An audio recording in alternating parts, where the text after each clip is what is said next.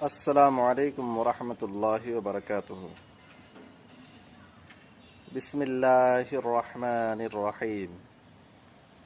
عن ابی ہریرۃ رضی اللہ عنہ ان رجلا قال یا رسول اللہ صلی اللہ علیہ وسلم ان لی قرابۃ اصلهم ویقطعونی وأحسن إليهم ويسيئون إلي وأحلم عنهم ويجهلون علي فقال لئن كنت كما قلت فكأنما تسفهم المل ولا يزال معك من الله ظهير عليهم ما دمت على ذلك رواہ مسلم۔ حضرت ابو ہریرہ رضی اللہ عنہ سے روایت ہے کہ ایک آدمی نبی کریم صلی اللہ علیہ وسلم سے عرض کیا، اے اللہ کے رسول، میرے کچھ رشتہ دار ہیں، میں ان کے ساتھ صلہ رحمی کرتا ہوں، وہ مجھ سے قطع تعلق اختیار کرتے ہیں، میں ان کے ساتھ اچھا سلوک کرتا ہوں، وہ میرے ساتھ برا سلوک کرتے ہیں، میں ان سے تحمل و بردباری سے پیش آتا ہوں، وہ مجھ سے جہالت و نادانی سے پیش آتے ہیں۔ نبی کریم صلی اللہ علیہ وسلم نے ارشاد فرمایا،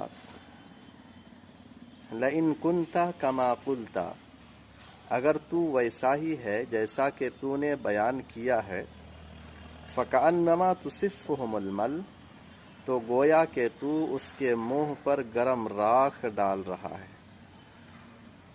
وَلَا يَزَالُ مَعَكَ مِنَ اللَّهِ ظَهِيرٌ عَلَيْهِمْ مَا دُمْتَ عَلَى ذَلِكَ، اور ان کے مقابلے میں اللہ رب العزت کی جانب سے ہمیشہ ایک فرشتہ تیرے لیے مددگار ہوگا جب تک کہ تیرا رویہ ان کے ساتھ ایسا ہی رہے گا۔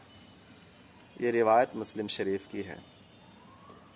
حاضرین، اس حدیث سے کئی اہم باتیں ہمیں معلوم ہوتی ہے۔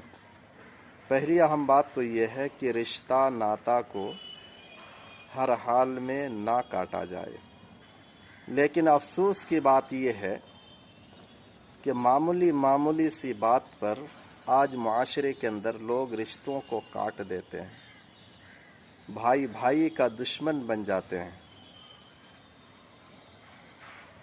اس حدیث کی روشنی میں رشتہ کو کاٹنا بہت بڑا گناہ ہے۔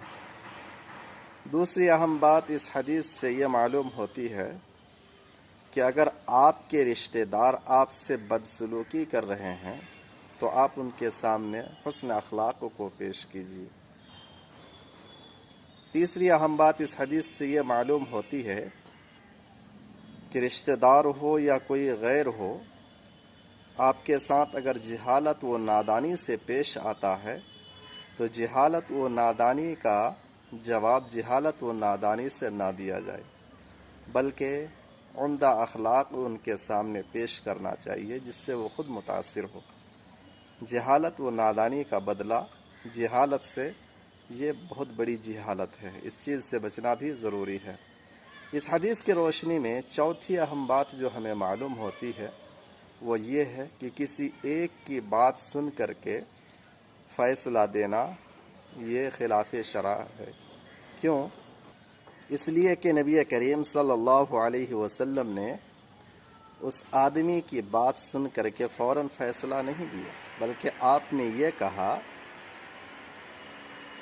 لئن کنت کما قلت، اگر تو ویسا ہی ہے جیسا تو نے کہا ہے۔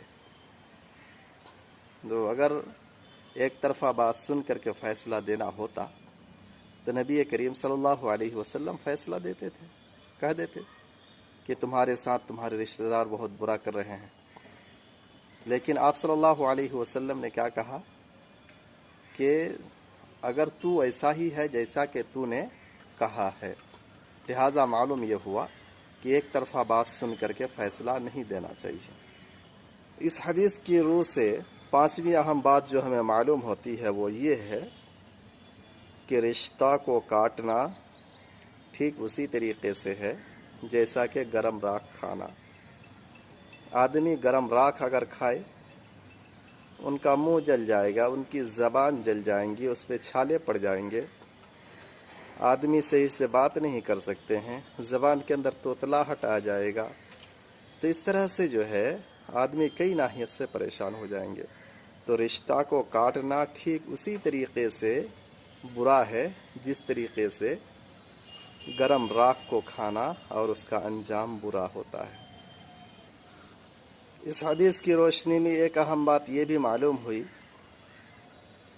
کہ آپ کا رشتہ دار اگر آپ کے ساتھ برا سلوک کر رہا ہے، جہالت و نادانی سے پیش آ رہا ہے، آپ پر ظلم ڈھا رہا ہے، آپ کے ساتھ بدمعاشی کر رہا ہے، اور آپ اس پر صبر اختیار کیے ہوئے ہیں اور ان سے تعلقات جوڑے ہوئے ہیں، صبر و تحمل سے، بردباری سے ان کے ساتھ پیش آتے ہیں، تو اللہ رب العزت کی جانب سے آپ کے لیے ایک معاون مددگار فرشتہ مقرر ہوگا جو آپ کے ساتھ ہمیشہ رہے گا، اور یہ اس وقت تک آپ کے ساتھ رہے گا جب تک آپ اپنے برے رشتہ داروں کے ساتھ اچھا سلوک کرتے رہیں گے۔